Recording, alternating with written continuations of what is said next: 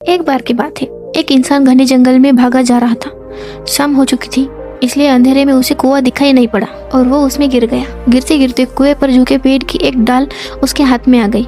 जब उसने नीचे झांका तो उसकी आंखें फटी की फटी रह गई, क्योंकि कुएं में 4 अजगर मुंह खोले उसे देख रहे थे और जिस डाल को वो पकड़ा हुआ था उसे 2 चूहे कुतर रहे थे। इतने में एक हाथी आया और पेड़ को जोर जोर से हिलाने लगा।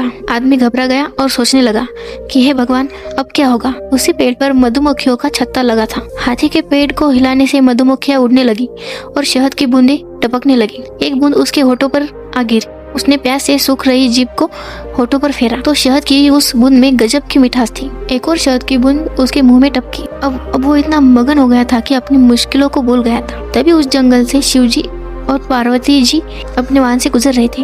माँ पार्वती ने उसकी दयनीय स्थिति को देखकर भगवान शिव से उसे बचाने का अनुरोध किया। भगवान शिव ने उसके पास जाकर कहा, मैं तुम्हें बचाऊंगा, मेरा हाथ पकड़ लो। उस इंसान ने कहा कि एक बूंद शहद और चाट लो, फिर चलता हूँ। एक बूंद, फिर एक बूंद और हर एक बूंद के बाद अगली बूंद का इंतजार। आखिर थक हार कर शिव जी चले गए।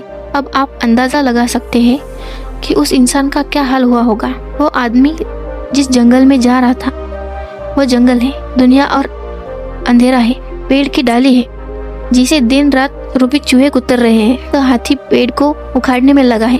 शहद की बूंदें सांसारिक सुख है जिनके कारण मनुष्य खतरे को भी अनदेखा कर देता है और उन खतरों से निकलने वाले रास्ते की ओर से मुंह फेर लेता है। अंततः सुख की मोह माया में फंसे व्यक्ति को परमात्मा भी नहीं बचा सकता। अगर आपको हमारी कहानी अच्छी लगी तो वीडियो को लाइक और चैनल को सब्सक्राइब जरूर कीजिए।